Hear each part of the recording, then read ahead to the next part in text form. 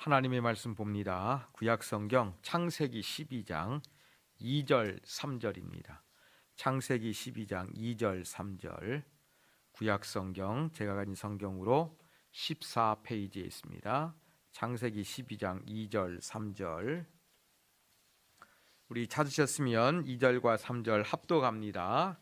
다 같이 읽겠습니다. 내가 너로 큰 민족을 이루고 내게 복을 주어 내 이름을 창대하게 하리니 너는 복이 될지라. 너를 축복하는 자에게는 내가 복을 내리고 너를 저주하는 자에게는 내가 저주하리니 땅의 모든 족속이 너로 말미암아 복을 얻을 것이라. 아멘. 이제 오늘 이 말씀을 가지고 또 이제 우리 창세기 전체를 한번 우리가 살펴보는 이제 그러한 시간을 가지려고 합니다. 우리가 지난 시간에는 66권 전체 이렇게 신약과 구약 살펴봤죠. 구약도 크게 네 덩어리, 신약도 네 덩어리. 그래가지고 구약은 오실 예수님, 신약은 오신 예수님, 이렇게 이러한 구조로 되어 있고, 또 이렇게 이야기하다 보면은 또 그림자, 구약은 예고편과 같으면 신약은 실체와 같은 것이라고 그렇게 이제 말씀을 드렸습니다. 오늘부터는 이제 창세기 한 권씩 우리가 살펴보도록 그렇게 하겠습니다. 자, 먼저 우리 창세기, 첫 번째 창세기가 성경 전체에서 어떠한 위치 가운데 있는가 한번 이것을 우리가 한번 살펴보도록 하겠습니다. 창세기는요, 첫 번째 보면은 하나님은 누구신지를 선포하고 있는 책입니다. 하나님은 무에서 유로 창조를 하셨잖아요. 그래서 창조주고 창조하신 이후에 모든 역사를 주관하시는 그러한 분이시라는 것을 이제 성경은 이야기합니다. 자, 두 번째로 이 성경 안에서 창세기는 어떤 역할을 하냐면 인간이 누구인지를 정의합니다. 하나님이 어떤 분인가 이제 알려줬다고 한다 그러면 인간이 누구인지를 이제 정의를 내립니다. 여러분, 창세기에 보면 인간은 어떤 존재입니까? 하나님의 피조물이잖아요. 처음에는 심이 좋았잖아요. 근데 어떠한 존재가 됐습니까? 죄로 타락을 했잖아요. 사망을 맞이하게 된 그러한 존재가 되었다는 것을 이제 창세기는 알려줍니다. 그러면서 하나님은 누구고 인간은 하나님의 형상으로 창조되었는데 타락을 했어요. 여기서부터 이제 성경의 큰 이야기가 시작되는 거예요. 어떤 이야기겠습니까? 타락한 인간을 하나님께서 구원하시기 위한 끊임없는 하나님의 사랑과 구원의 약속이 이루어집니다. 그래서 이 창세기에는 하나님은 어떠한 분인가? 창조주 하나님, 전지전능하신 하나님, 그리고 인간은 하나님의 형상으로 창조되었는데 타락한 존재. 그래서 하나님께서는 이제 이러한 타락한 인간을 구원하기 위해서 이제 하나님이 인간을 끝까지 사랑하시고 또 약속을 계속해서 해주시는 그러한 언약이 반복이 되는 그 첫 이야기가 시발점이 창세기에서 이루어지고 있다라고 생각하시면 되겠습니다. 그래서 여러분, 창세기는 첫 번째 책이라는 것도 상당히 중요합니다만 이 성경 전체의 기초가 되는 책이에요. 그래서 하나님은 누구인지, 인간은 어떤 존재인지, 그러면서 이 큰 역사가 어떻게 이제 굴러가게 되는가, 이런 구조를 보여주는 것이 창세기가 차지하고 있는 위치와 역할이다. 이렇게 한번 우리가 정리해 볼 수가 있겠습니다. 자, 그 다음입니다. 그러면 창세기 누가 지었을까요? 전통적으로 어때요? 우리가 창세기, 출애굽기, 레위기, 민수기, 신명기를 뭐라고 합니까? 5권인데 앞에 모세오경이라고 그러죠. 왜 모세가 들어갔을까요? 왜 모세오경이라고 할까요? 모세가 기록했을 가능성이 높기 때문에 그렇습니다. 그래서 전통적으로 모세가 기록했을 것이라고 추정을 합니다. 그러면 이것이 시기적으로는 언제겠습니까? 모세가 이집트 왕자였을 때 성경을 기록했을까요? 그건 아니겠지요. 광야식일 것입니다. 광야에서. 그러면 이제 역사적으로 따지다 보면은 이제 주전, 예수님이 오시기 전 15세기나 13세기가 될 것이다. 복음주의적인 해석은 이때로 지금 잡고 있습니다. 그러면 이제 수신자 누구일까요? 그 다음 보면은 수신자. 여러분, 모세가 기록했으면은 이것을 누군가 보라고 기록하지 않겠습니까? 여러분, 고린도 교회 편지도 어때요? 먼저 고린도 교회 성도들이 보라고 기록된 것이잖아요. 모세가 기록했을 때 이것을 먼저 성경을 봤을 사람들이 있습니다. 그럼 누굽니까? 모세 시대니까 출애굽한 이스라엘 백성들이 보기 위한 1차적으로는 독자가 그랬습니다. 자, 그러면 이스라엘 사람들은 어떠한 상황 가운데 있었습니까? 애굽에서 나왔잖아요. 출애굽했잖아요. 다른 말로 하면, 요즘 말로 하면 이집트에 나왔잖아요. 근데 이집트는 많은 신들을 섬깁니다. 예. 그래서 이 바로, 이 이집트의 왕을 바로라고 이야기하는데, 이 바로에 대해서 어때요? 막 신격화하는 그러한 문화를 가지고 있는 것이 이집트였습니다. 그리고 이제 가나안에서 나왔지만 이스라엘 백성들은 지금 약속의 땅으로 들어가려고 하잖아요. 근데 약속의 땅에는 누가 살고 있었냐면 가나안 7족속이 살고 있었어요. 근데 이들도 어때요? 신을 하나만 섬겼습니까? 여러 바알과 아세라 많은 신들 섬겼잖아요. 다곤 뭐 해가지고. 그러니까 이집트에서도 다신교, 그 다음에 출애굽해서 들어가야 될 곳도 다신교예요. 이렇게 다신교로 가득 찬 이방 종교 가운데서 이스라엘 백성들이 하나님을 잘 섬기기 위해서는 어떤 신앙이 필요하겠습니까? 유일신 신앙이 필요하겠죠. 하나님만이 전부라는 것들이 필요하겠죠. 그래가지고 이제 이 다신교적인 배경 가운데서 하나님은 누구인가? 신들은 많다고 이야기하지만 전부 다 가짜다. 하나님만이 진짜다. 이것을 이야기하고 그 하나님을 어떻게 섬길 것인가? 그 하나님 앞에서 인간은 어떠한 존재인가? 이러한 부분들에 대해서 가르쳐주기 위한 성경이 창세기다. 이렇게 우리가 간단하게 정리를 해볼 수가 있겠습니다. 자, 그러면 기록 목적입니다. 기록 목적. 아까 제가 말씀드린 역할, 위치 조금 비슷한 면이 있습니다. 예, 이 모세가 창세기를 기록하는 것은 하나님은 누구인가? 하나님은 창조주라는 것을 알려주고 있다는 것입니다. 그 다음에 이스라엘, 비록 범죄했지만 어때요? 하나님께서 약속하시고 또 큰 민족으로 하시고 또 약속의 씨앗을 통해서 메시아가 오게 되는 구원을 약속하셨습니다. 그래서 이 창세기의 기록 목적은 하나님이 어떠한 존재인가를 가르쳐주고 타락한 인간에게 하나님께서 구원하기 위하여 한 민족 이스라엘을 택하여 구원을 약속하여 준 그러한 목적을 가지고 있습니다. 그러면서 인간 존재는 어떤 존재라는 걸 알려줍니까? 존귀해요. 아까 말씀드린 대로 하나님의 형상으로 창조가 되었기 때문에. 그런데 그 존귀함을 잘 유지하지 못하고 선악과를 따먹으로 말미암아 타락하지 않았습니까? 그래서 죄인이라는 것을 알려주기 위하여 이렇게 창세기가 기록되게 되었다. 간단하게 우리가 한번 정리해 볼 수가 있겠습니다. 자, 그러면 이제 창세기의 전체 구조가 어떻게 되었는가? 여러분 한번 여러분들이 머릿속에 잘 또 한번 그림을 그리셨으면 좋겠습니다. 여러분 창세기가 50장이나 됩니다. 그죠? 내용이 커요. 우리가 이 성경을 쭉 읽다 보면은 이렇게 창세기의 많은 내용이 딱 눈에 들어오지가 않을 때가 있습니다. 여러분 오늘 말씀 가운데서 이것을 잘 붙잡으시면 돼요.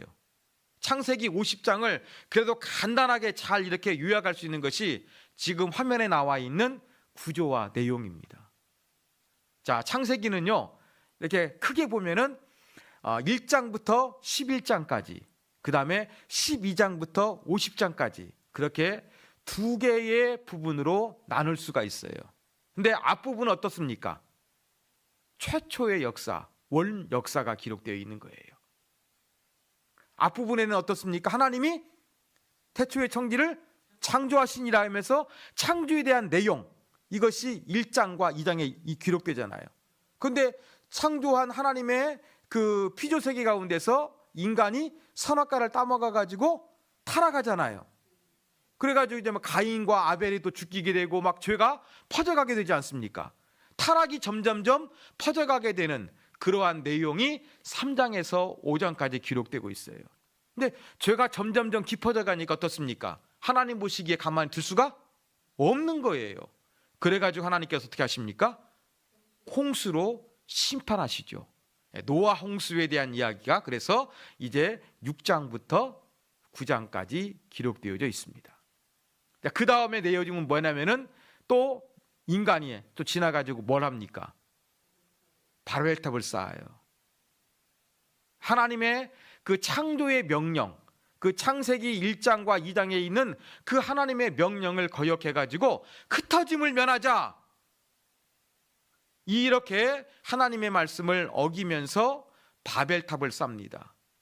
이것이 바로 인간의 교만함과 하나님의 말씀을 거역하는 이러한 바벨탑 사건이 기록되어져 있습니다. 그래서 앞부분에는 창조했지만 인간이 타락했고, 타락이 심해지니까 하나님이 홍수하시고, 홍수를 심판하심에도 불구하고 인간은 여전히 어때요? 교만하고 하나님 말씀을 거역해가지고 바벨탑을 쌓게 되는 그러한 내용이 기록되어져 있습니다. 자, 이렇게 죄가 점점점 깊어지니까 하나님은 어떻게 하십니까? 이제 하나님의 구원의 약속을 족장, 아브라함이라는 족장을 통해 가지고 그의 후손들을 통해 가지고 차근차근 정계하시기로 하나님은 작정하셨습니다. 그래서 원 역사가 창조, 타락, 홍수, 바벨탑 이렇게 네 덩어리로 되었다고 한다 그러면 족장에 대한 이야기도 네 덩어리로 아브라함, 이삭, 야곱, 요셉, 이러한 내용으로 이렇게 기록이 되어져 있습니다. 그러니까 창세기가 50장이나 되지만 크게 보면 어때요? 원 역사, 그 다음에 족장의 역사, 그래가지고 내부적으로 보면은 창조, 타락, 홍수, 바벨탑 사건, 그 다음에 이제 족장을 통해서 하나님이 구원을 이루어 가시는 과정 가운데, 이야기 가운데 족장 4명, 아브라함, 이삭, 야곱, 요셉, 이러한 이야기로 되어졌다 하면 어때요? 창세기의 그림이 어때요? 간단하게 그려지죠. 그래서 여러분이 이러한 조금 넓은 틀에서, 설교는 많이 들으셨는데 조금 넓은 틀에서 창세기를 여러분들이 이해할 수 있도록 제가 이렇게 수요일에 이러한 시간을 준비를 했습니다. 그래서 여러분 막 바빠지는 치기 때문에 또 우리 청소도 해야 되니까 제가 준비한 내용을 자세하게 하지 않고 여러분 머릿속에 핵심적인 거 간단하게 기억할 수 있도록 제가 이렇게 말씀을 드리도록 그렇게 하겠습니다. 자, 좀 창조, 타락, 홍수, 바벨탑은 좀 자세하게 말씀을 드렸으니까 더 이상 언급을 하지 않고 족장에 대한 부분들 간단하게 언급하겠습니다. 여러분, 아브라함, 이제 하나님이 선택한 사람입니다.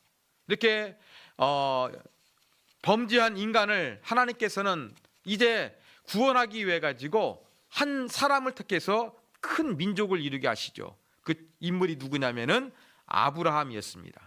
그래서 아브라함에게 큰 민족을 이룰 것이다.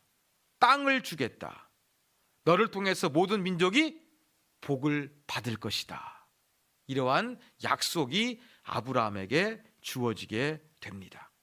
자, 그 다음에 이어지는 인물은 이제 아브라함의 아들 이삭이지요. 여러분, 그 이삭은 이 족장들 중에서 가장 온유하게 보이고 또 조용하게 보이는 그러한 사람입니다. 그래서 이제 이삭에게는 아브라함의 약속이 그대로 이제 이어져 갱신이 됩니다. 이제 그러나 이제 그의 아들 이삭의 아들 야곱은 상당히 어때요? 강한 캐릭터입니다. 좀 특이한 캐릭터입니다. 그래가지고 조금 입체적인 인물이라고 할 수가 있습니다. 형의 장자권 빼앗고 아버지 속이고 또 외삼촌 나바짐의 집에 가서도 어때요? 속이게 되고 그러다가 어떻게 됩니까? 약복 강가에서 하나님을 만나게 되잖아요. 예, 그러한 야곱의 이야기가 있고, 이제 이 야곱을 통해 가지고 이스라엘이란 민족 12아들을 통해 가지고 12지파가 형성이 되게 되는 그러한 이야기가 기록되어 있습니다. 그 다음에 이제 37장부터는 요셉의 이야기예요. 예, 요셉의 이야기인데, 이 요셉의 이제 이야기는 바로 무엇이냐면, 어떠한 뭐 국무총리가 되어 가지고 뭐 성공했다, 출세했다. 여러분, 이게 초점이 아니라 무엇이 초점이냐면은 바로 이제 하나님께서 이 요셉을 사용하여 주시는 그러한 놀라운 이제 구원의 역사.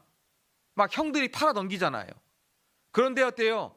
하나님은 악을 선으로 바꾸셔 가지고 많은 생명을 구원하기 위한 그러한 사람으로서 요셉을 이제 사용하시게 되는 그러한 요셉의 이야기가 창세기 마지막 부분에 자리 잡고 있다. 그렇게 우리가 한번 정리해 볼 수가 있겠습니다. 자, 이제 그러면 창세기의 핵심 주제는 무엇일까? 이제 우리가 이제 간단하게 50장 어때요? 크게 두 부분으로 나눌 수 있다. 그래서 원역사의 네 덩어리, 또 족장 이야기의 네 덩어리가 있다 살펴봤잖아요. 자, 그러면 창세기의 핵심 주제는 무엇이냐? 아까 반복되는 것처럼 똑같습니다. 창조주 하나님, 하나님이 모든 걸 창조하셨다. 유일신이다. 그 하나님이 창조하신 인간이 범죄했다. 그래서 죄가 끊임없이 어때요? 깊어지고 확장이 되고 있습니다. 이런 가운데 하나님은 어떻게 하십니까? 조금 순간적으로는 하나님께서 어때요? 노아 홍수를 통해서 심판하실 때도 있지만 하나님은 어떻게 하십니까? 노아의 아들을 통해 가지고 또 그의 민족이 계속되게 하잖아요. 이런 것들을 통해 가지고 하나님은 어떻습니까? 인간은 끊임없이 죄를 겪지만 하나님께서도 끊임없이 어때요? 포기치 아니하시고 사랑하시고 또 그들을 이제 구원해 주실 것을 약속해 주시는 하나님의 약속이 이제 창세기 안에서도 반복이 되고 있습니다. 그래서 핵심 주제는 무엇이냐? 언약과 약속이 반복된다고 할 수가 있는 거예요. 죄가 계속 죄 지는데 하나님이 심판도 하시지만 또 은혜를 베풀어 주시기 때문에, 그래서 약속이 또 주어지기 때문에 언약과 약속이 다시 창세기 안에서도 계속 반복이 되고 있다라는 것을 우리가 알 수가 있습니다. 자, 마지막으로 이제 우리가 창세기를 읽으면서 조금 조심했으면 좋겠다는 부분들 말씀을 드리도록 하겠습니다. 여러분, 창세기 앞부분에 보면은 이제 하나님이 창조하셨던 이야기가 나오잖아요. 근데 많은 사람들이 이 부분을 가지고서 이렇게 창조론의 이야기하면서 요즘 사회에는 전부 다 진화론을 가리키지 않습니까? 그러면서 이 부분을 통해 가지고 이거 진화론과 어떠한 반대편에 서 있는 이 창조론에 대한 이야기로서 잊고 있는 거예요. 그러면서 마치 교과서에 진화론의 내용을 담고 있는 것처럼 또 성경책 창세기 안에도 이 우주의 기원을 설명하는 창조론이 담겨져 있다. 이러한 교과서 쪽으로 생각하면 절대 안 됩니다. 하나님이 창조하셨다는 내용을 이야기하지만 하나님이 창조하셨다는 것을 교과서 쪽으로 창조론을 교육하기 위한 것은 아니에요. 그 다음에 이제 또 창세기를 갖다가 읽다 보면은 이 하나님 창조하신 거나 여러 가지 이야기에 대해서 안 믿어진다고 하며 가지고 그냥 단군 신화, 우리나라 있잖아요. 그런 것처럼 어떤 창조 신화처럼 그렇게 읽으려고 합니다. 여러분, 그렇게 읽어서도 안 됩니다. 어떤 창조론의 교과서로 하나님이 창조 이야기를 언급하신 것도 아니에요. 그리고 이게 뭐 가치가 없어가지고 신화처럼 진짜 있는지 없는지도 모르는 단군 신화와 같이 창조에 대한 신화로서 이 창세기를 읽으면 절대 안 됩니다. 이것은 성경을 읽을 때 잘못된 것이라는 것을 우리가 기억할 필요성이 있습니다. 그리고 창세기 뒷부분에 가면은 4명의 족장, 아브라함, 이삭, 야곱, 요셉에 대한 이야기가 나옵니다. 여러분, 이러한 족장들의 이야기가 나오는데 이 족장들을 마치 영웅적인 존재, 여러분 그러한 존재로서 우리가 성경을 읽어서도 안 됩니다. 여러분, 족장들의 이야기 보세요. 전부 다 흠이 있어요. 약점이 있어요. 그러나 하나님이 전부 다 그들을 어때요? 사용하셨다는 거예요. 그래서 족장들을 마치 영웅으로 대하는 것처럼 그렇게 우리가 미화해서 읽어도 안 됩니다. 또 창세기를 읽다 보면은 이제 그 시작의 책이니까 앞으로 있을 이야기니까 무엇인가 예고편처럼 예표론적으로 너무 창세기를 해석하기도 합니다. 그러한 부분이 있어요. 그러나 너무 무리하게 예표론적으로 몰고 가면 이것도 잘못된 성경에 빠지기 쉽다는 것을 우리가 기억해야 될 것입니다. 또 한 가지 한국교회에서 많이 오용되는 것이 무엇이냐면 요셉의 꿈 얘기. 꿈이 있어야 된다.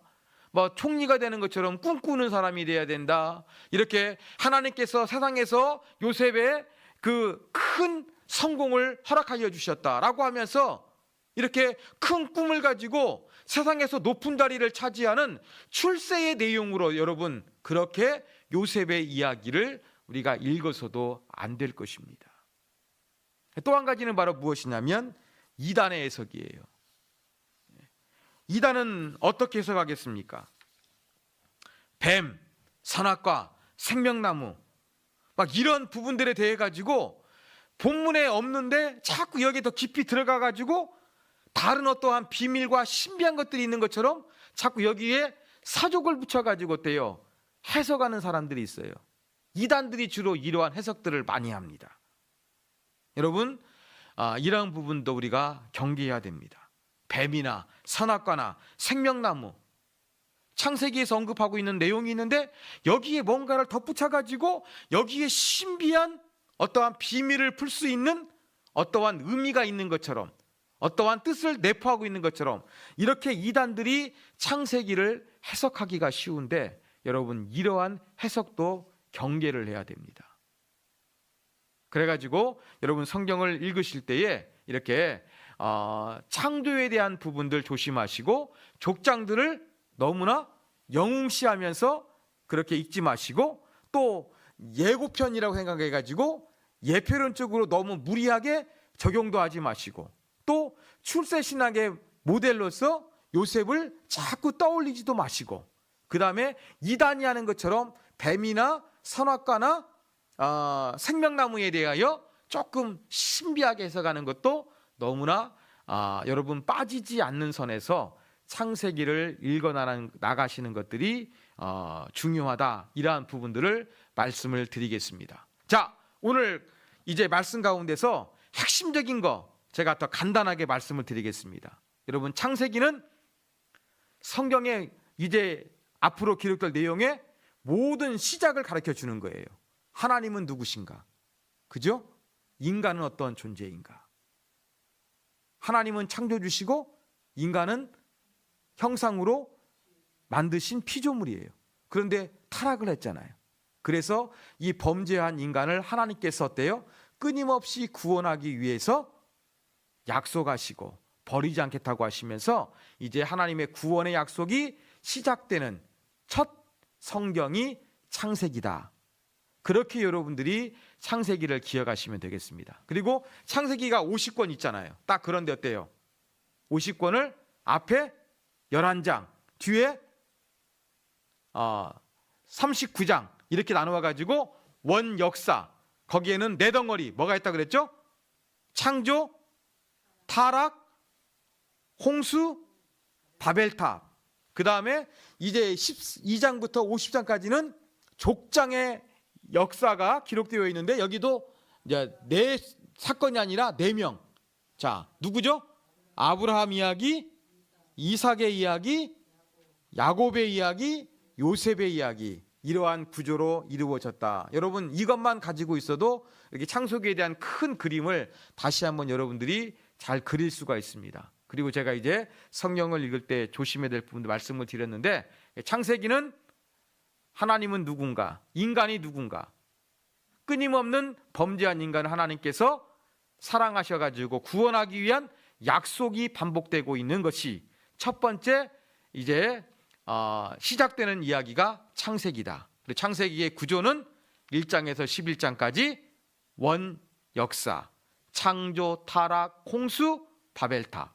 그 다음에 12장부터 50장까지는 족장의 이야기, 아브라함, 이삭, 야곱, 요셉의 이야기. 이렇게 되었다 하면은 어때요? 창세기에 대한 큰 그림이 그려지는데 이것을 여러분들이 기억하시면 될 것 같습니다. 자, 제가 이렇게 창세기에 대해서 말씀을 드렸는데 혹시 궁금하신 거 있습니까? 성경 읽으시다가? 자, 그래서 여러분 창세기에 대한 그림 잘 가지고 계셨으면 좋겠습니다. 자, 기도하겠습니다. 하나님 아버지, 우리가 오늘 이 시간에